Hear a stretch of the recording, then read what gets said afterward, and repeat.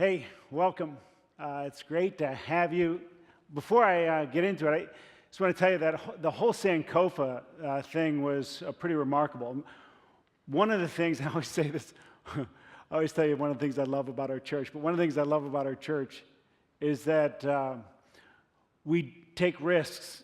It was risky to go on a bus ride with people of different races to go through civil rights and try to relive it and try to understand what the other person was going through.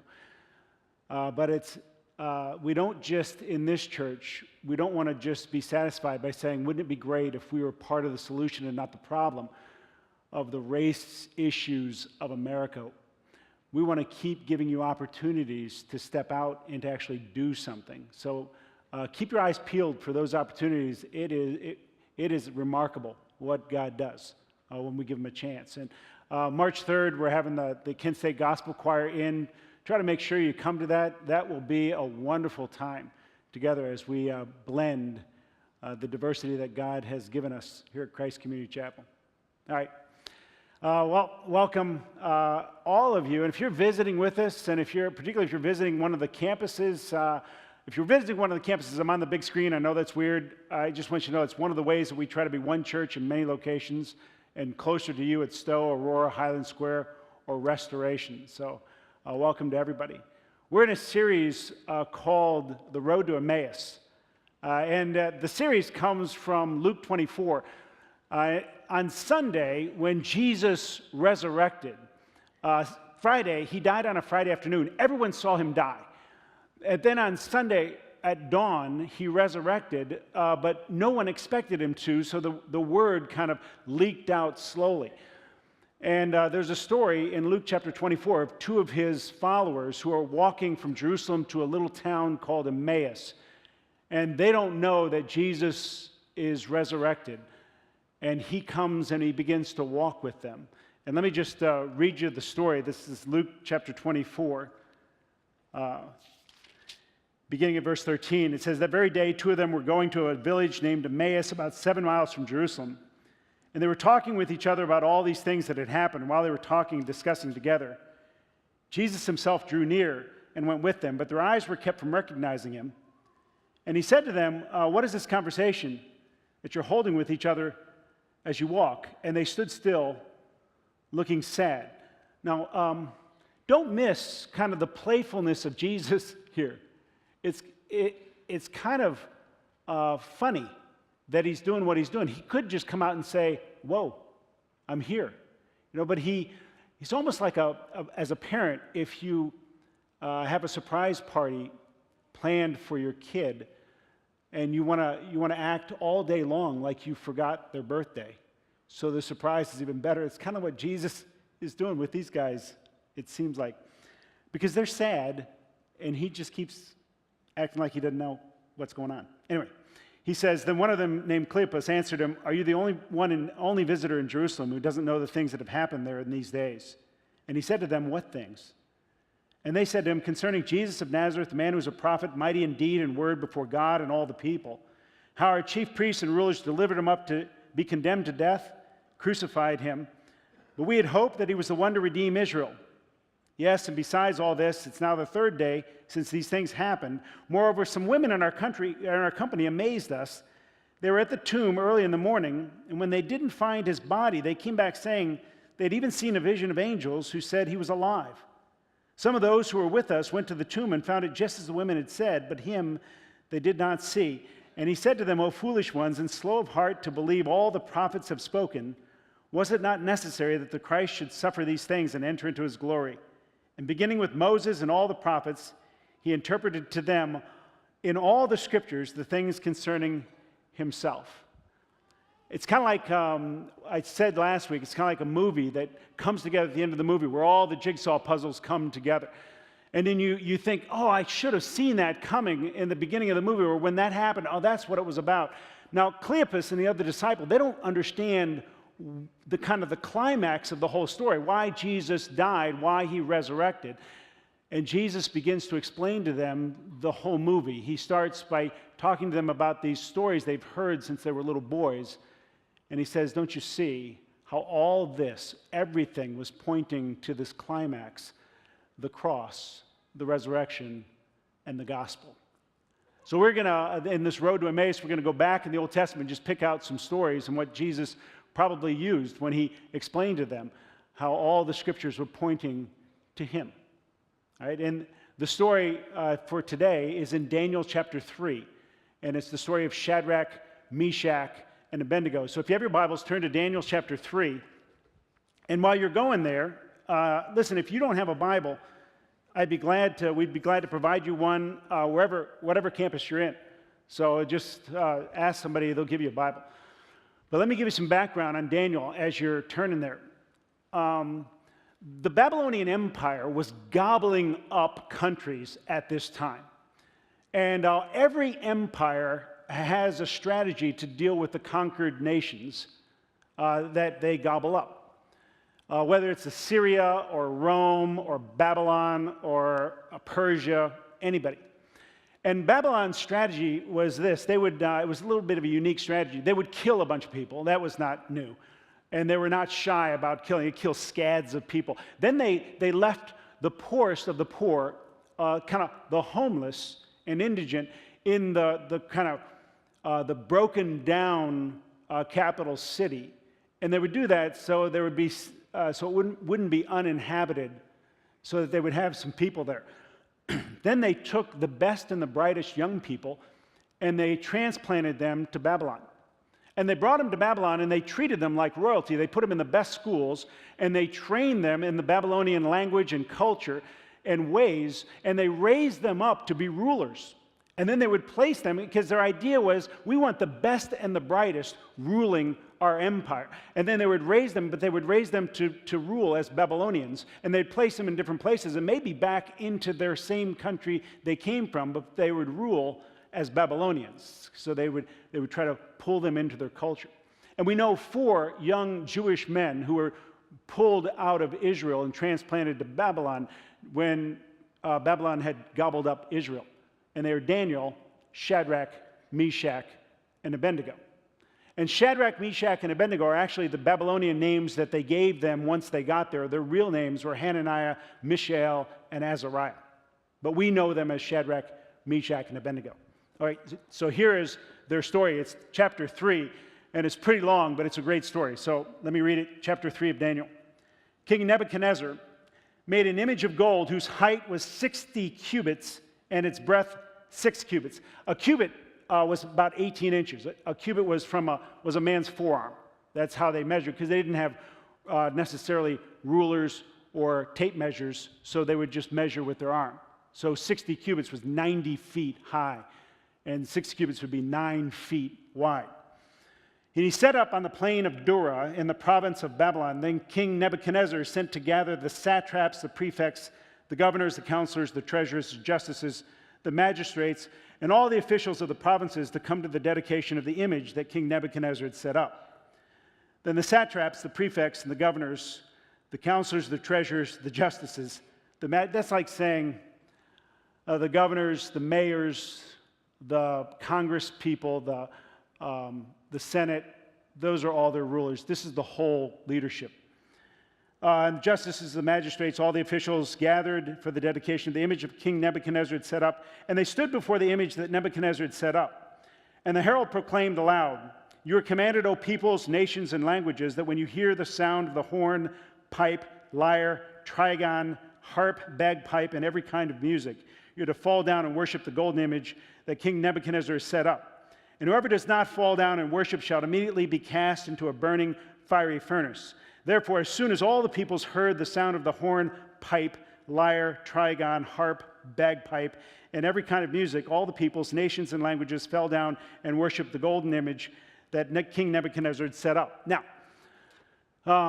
so you know, when they say to bow down, they didn't mean the way we bow, like this, you know. What they meant was that when they were supposed to bow down, every person was to get down on their hands and knees and put their forehead on the ground like that. So when Shadrach, Meshach, and Abednego decided not to do that, they stood out pretty plainly. They're standing straight up. Everybody else has their forehead on the ground. All right, therefore, at that time, certain Chaldeans came forward and maliciously accused the Jews. They declared to King Nebuchadnezzar, O king, live forever. You, O king, have made a decree that every man who hears the sound of the horn, pipe, they're really proud of their band. So they name all their band. And whoever does not fall down and worship shall be cast into the burning fiery furnace. There are certain Jews whom you've appointed over the affairs of the province of Babylon, Shadrach, Meshach, and Abednego. These men, O king, pay no attention to you. They do not serve your gods or worship the golden image you have set up. Then Nebuchadnezzar, in furious rage, commanded that Shadrach, Meshach, and Abednego be brought. So they brought these men before the king. Nebuchadnezzar answered and said to them, Is it true, O Shadrach, Meshach, and Abednego, that you do not serve my gods or worship the golden image that I have set up? Now if you are ready, when you hear the sound of my band, to fall down and worship the image I have made, well and good. But if you do not worship, you shall immediately be cast into a burning fiery furnace. And in this sentence, I love this sentence. And who is the God who will deliver you out of my hands? Shadrach, Meshach, and Abednego answered and said to the king, O Nebuchadnezzar, we have no need to answer you in this matter. If it be so, our God whom we serve is able to deliver us from the burning fiery furnace, and he will deliver us out of your hand, O king. But if not, be it known to you, O king, we will not serve your gods or worship the golden image you have set up. And Nebuchadnezzar was filled with fury, and the expression on his face was changed against Shadrach, Meshach, and Abednego, and he ordered the furnace heated up 7 times more than it was usually heated. And he ordered some of the mighty men of his army to bind Shadrach, Meshach, and Abednego and to cast them into the burning fiery furnace. And these men were bound in their cloaks, their tunics, their hats, and their other garments, and they were thrown into the burning fiery furnace because the king's order was urgent. And the furnace overheated. The flame of the fire killed those men who took up Shadrach, Meshach, and Abednego. And these 3 men, Shadrach, Meshach, and Abednego, fell bound into the burning fiery furnace. Then King Nebuchadnezzar was astonished and rose up in haste. He declared to his counselors, Did we not cast 3 men bound into the fire? They answered and said to the king, True, O king. He answered and said, But I see 4 men, unbound, walking in the midst of the fire, and they are not hurt. And the appearance of the 4th is like a son of the gods. Then Nebuchadnezzar came near to the door of the burning fiery furnace. He declared, Shadrach, Meshach, and Abednego, servants of the Most High God, come out and come here. Then Shadrach, Meshach, and Abednego came out from the fire, and the satraps, prefects, and the governors, king's counselors gathered together and saw that the fire had not had any power over their bodies of those men. The hair on their heads was not singed, their cloaks were not harmed, no smell of fire had come upon them. Nebuchadnezzar answered and said, Blessed be the God of Shadrach, Meshach, and Abednego, who sent his angel and delivered his servants, who trusted in him and set aside the king's command and yielded up their bodies rather than serve and worship any god except their own God. Therefore, I make a decree.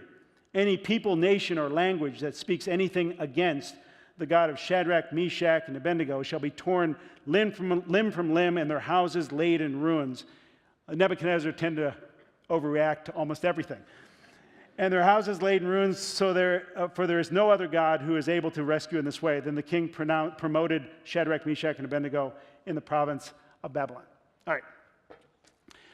So the whole idea of the road to Emmaus is that Jesus would pick out stories and he would show them that they were really about him, right, in the Old Testament. Well, it's not hard to pick out Jesus in this story. It's not exactly like finding Waldo. He's the 4th guy in the furnace, the one that Nebuchadnezzar said looked like a son of God. That's your clue. But the question is why? Why was he in the furnace? Why did he meet Shadrach, Meshach, and Abednego there? What does it mean to Cleopas and the other disciple? And what's it mean to us? And what's it have to do with the cross and the resurrection and the gospel? All right. I think there are 4 ways that it's connected and 4 things. All right. And this is what I'm going to call them. I'm going to call it the threat is number 1, the timing, the presence, and the payment. The threat, the timing, the presence, and the payment. All right, first the threat. The threat of Nebuchadnezzar is pretty clear. He says to Shadrach, Meshach, and Abednego, serve this today and live. Serve it not and you die this very day. All right? That's a good threat. I mean, it's a serious threat. It's a simple threat. It's very easy to understand. Right? What he's saying is you fall down and worship this. Listen, this is the same threat that every false god makes. Right? Every false god says the same thing to each one of us. Serve me or die. Have you ever caught yourself saying this? Saying, boy, you hear about something terrible happen, you go, boy, if that ever happened to me, I would just die. If that ever happened, if I ever lost my kids, if that ever happened to my family, if that ever happened to me with my job, and you can hear people say something silly like that, if that ever happened and I couldn't play golf, I would just die. That's the language of a false god. That's the language of a God, of something in your life that says, for you to live, you must have me. Without me, life is not worth living. In the New Testament, there's a word. You know, the New Testament was written in Greek, so it's a Greek word. And the Greek word is epithumia. And if you've been around here for a while, you probably recognize that word. Epithumia is a Greek word that's translated into English. Usually it's translated to the word lust. And that's too bad because lust we connect with sex all the time. But an epithumia doesn't necessarily have to do with sex. Thumia is the word for desire, and epi is the prefix for over. So an epithumia is an over desire, a desire that's grown too big. It's grown to a magnificent size, like 90 feet tall. And what happens with an epithumia is it starts out as a good thing. It starts out as a deep love for your children. But then slowly that becomes so important to you that love for your kids and the desire to protect your kids or whatever grows to such an extent that it becomes this huge thing where if you think about it and you think about losing your kids, you say, if I did that, life would cease to have meaning and I would die. And at that point, it's an epithumia or a false god. And it can happen to anything. It can happen as a job. It can happen as your family. It can happen with your marriage. It can happen with almost anything we can make into a false god. And the false god's threat is always the same. You must have me or you have no life. I remember hearing a guy talk and saying that there are 3 emotions that you look for to find out if you have an epithumia in your life. And all of us do. I just want you to know all of us have different things that have become so important that they've grown out of proportion in our lives. But the 3 emotions would be sadness, anger, and fear. Now, all of us will have times where you're sad, times when you're angry, and times when you're afraid. But one of the ways that you know that you have an epithumia or a false god in your life is when you are overly angry. Those times when you have exploded in anger and it even surprised you and you were going, afterwards you're kind of embarrassed and you're also thinking, I don't know really what that was about. I don't know why I got so angry. It was like I let the dogs out, couldn't get them back, right? That means that there is something that was so important to you that was threatened that you became epi-angry. So there's an epithumia. Same thing with fear. I mean, it's one thing to be afraid. It's another thing to have anxiety just begin to overwhelm you, particularly about things that you love or worry about losing, and you're always afraid, and your fear is almost paralyzing to you. And the same thing with sadness. Right? Here's the thing about a false god. A false god always makes that threat. A false god will always say, without me, you'll die. And it promises a life that it cannot deliver. Not really. But I need to tell you this, that if you are going to walk away from a false god, or you're going to shrink your false god, your epithumia, back to a normal size, tie it on tight, because you are heading to the fire. And that brings me to timing. Okay, that was the threat. Now we go to timing. The timing of God in this story, Shadrach, Meshach, and Abednego, is atrocious, isn't it? I mean, if you're Shadrach, Meshach, and Abednego, and you stand up for God, and you stand up to the most powerful man in the world who's saying to you, serve this and live, serve it not, and you die this day. And you say, you know what? We're going to stand up for God. We're going to say, listen, may you know, Nebuchadnezzar, Our God is able to save us, but if he doesn't, may you know we will never bow down. I mean, that is just studly. That is tough. That is bad to the bone. And you figure that if God's going to reach out and save you, when do you think he's going to save you? I would think they come to try to tie them up with ropes, okay, and the ropes keep slipping off, and the soldiers are going, I can't tie them up. They're like butter, That would make sense to me. Or if they begin to try to go arrest them and bring them, drag them to the fire, that they begin to glow like they're radioactive, like glow sticks, and people get scared and they run off. I got all kinds of great ideas, right, to save them. If you're Shadrach, Meshach, and Abednego, and they bind you and they drag you to a furnace that is so hot that the people who are throwing you in die, and you land in the middle of that fire, it's too late. God's late. I mean, the whole thing's... And I tell you that because when people decide to obey God, and I want you to obey God, but when people decide to say, you know what, I'm going to, I understand, I have an epithumia, I understand what a false God is and what he's done to me in my life, and I'm going to say no to it, and I'm going to walk away. People think that God's going to respond and it's all going to be blessing right away, and it's not. God's timing is almost always like this. I mean, somebody will say, I think that work has been a god to me. So I've worked too much. I've become a workaholic. I'm going to stop. I'm going to at whatever cost. I'm going to back away. I'm going to quit working 80 hours a week. I'm going to work much less. And they think in their mind, I'm going to obey God, and I'll probably get a raise. And what happens is, they get demoted or they get fired. And they go, what? And I want to just say, what's happened is that you said no to a God, to a false God, and now you're in the fire. Right? And it happens in a bunch of different lives, in a bunch of different ways. And I tell you that because one of the reasons I don't like Christian movies as a genre is because they almost always misrepresent God's timing. Because God doesn't work in 90-minute increments, or he doesn't solve things in an hour and a half.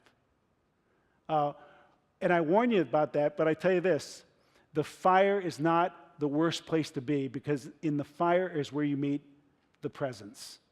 And that's the third thing. Jesus meets Shadrach, Meshach, and Abednego in the fire. If you were Shadrach, Meshach, and Abednego, I want you to imagine what that must have been like to have you're getting dragged toward the fire. I think at the moment you're thrown in, I think you close your eyes. I would close my eyes as I'm heading in. And when you land, you're kind of going, I thought it would feel worse than this. So you land and you open your eyes, what do you see? And the one you see is Jesus. And what's Jesus' face like? I think that those guys landed in the fire, and they opened their eyes, and what they saw was Jesus going, hey guys, welcome. I've watched everything. I've heard everything. I know you said no to Nebuchadnezzar. Well, what's interesting, too, is when they're in the fire, what Nebuchadnezzar sees is them up walking around, right? And there's a freedom that comes to them in the fire that wasn't theirs when they were outside the fire. And that freedom comes from saying no to that false god, and they find themselves closer to Jesus than they've ever been. And I hear that all the time. Somebody will say, you know what, I thought that if this happened to my health, if I ever got cancer, I would just curl up and die. And what I found in the fire, in the midst of that fire, and it was a fire, what I found was Jesus, like I've never had him before. I went through my divorce, and I thought it was the worst thing. I thought I wouldn't be able to survive, but instead I found Jesus, and he was closer than he's ever been before. I want you to know that there's something that happens in the midst of the fire when you say no, and the thing that puts you into the fire was saying no to a false god or shrinking an epithumia down to size, and you get thrown in the fire. What you meet is Jesus, and there's an intimacy you can't get any other way. And when Shadrach, Meshach, and Abednego were brought out, there was a confidence of their faith that they didn't have before. That if there was ever another time where somebody said, listen, I have another false god, I have an epithumia, serve him or die. This is, life will not be worth living if you lose that. They would just be looking for the fire that they could run in there because they would know they would find Jesus in the middle of the fire. Right. That brings me to the last one, which is the payment. The payment. This is where it's really interesting to me. What's interesting is that Jesus, the fourth person in the fire, stays in the fire. Shadrach, Meshach, and Abednego come out. And you know Nebuchadnezzar wanted to see the fourth, because he's the one who noticed him. He said, did we not send three into the fire? But there's a fourth, and the fourth looks like a son of the gods. And then the three come out. You know, Nebuchadnezzar was going, where's the other guy? And Shadrach, Meshach, and Abednego go, I don't know. He's not coming. He stayed in there. Why? Would you imagine Jesus telling this story to Cleopas on the road to Emmaus in that 7-mile walk? And he gets to this part of the story, and Cleopas still doesn't understand about the crucifixion and resurrection. And so Jesus says, Cleopas, do you know why I stayed in the fire? Cleopas, do you know why I was crucified? Do you know? I was in the fire so they could go out. I was crucified. I was plunged into the very wrath of God, into the white-hot wrath of God, so that you never would, so that you would not be burned. Don't you see? I did what you could not do so that you could be free. Romans chapter 6 puts it like this, and I love this. It says, for while we were still weak, at the right time Christ died for the ungodly. For one will scarcely die for a righteous person, though perhaps for a good person one would even dare to die. But God shows his love for us in that while we were still sinners, Christ died for us. Since therefore we have now been justified by his blood, much more shall we be saved by him from the wrath of God. For if while we were enemies we were reconciled to God by the death of his Son, much more, now that we are reconciled, shall we be saved by his life. More than that, we also rejoice in God through our Lord Jesus Christ, through whom we have now received reconciliation. Right? This was true of Shadrach, Meshach, and Abednego. It was true of Cleopas and the other disciple. It's true of you, and it's true of me. That every false god says the same thing to all of us. Serve me or die. Without me, life is not worth living. Right? There is only one God who says to us, I will die for you. And so you can have life and have it more abundantly.